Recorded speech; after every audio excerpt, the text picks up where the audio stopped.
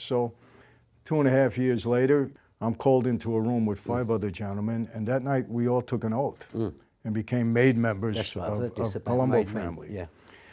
And so we walked into a room individually. The boss was seated like the head of a horseshoe configuration, the underboss, consigliere to his left and right. All the captains, capo regimes were alongside of them. We had about 15 in our family at that point. I walked down the aisle, stood in front of the boss. I held out my hand right near, cut my finger. Some blood dropped on the floor. I cupped my hands, took a picture of a saint, the Catholic altar card, Yeah. lit it aflame. It didn't hurt, it burned quickly. It was just symbolic. And he said, tonight, Michael Francis, you are born again into a new life, into Cosa Nostra.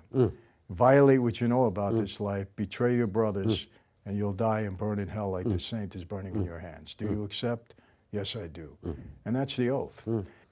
Yeah, I'll tell you, Michael, it's you know, the ritual thing we never did.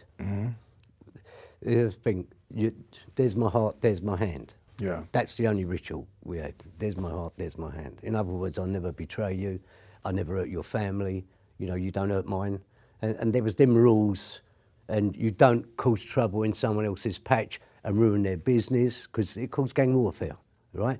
And people got shot and people got killed. And because you had bosses of, they called it the underworld, but bosses that was running firms, you know? And as kids, we look up to them, you know, 'cause we just, if you like, teething it. We're doing, you know, maybe cutting each other up or hitting each other with hatchets or shooting each other. But these guys, they had the big car. They was the real deal. And someone said to me, they went, would you like to be like him? You know, and this guy's name was Billy Hill at the time. I said, no. They went, you wouldn't? I went, no. I want to be better.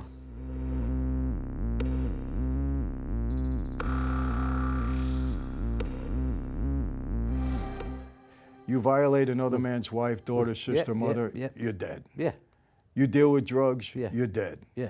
You hit another made man, Yeah. you're dead. So we're all told the same thing.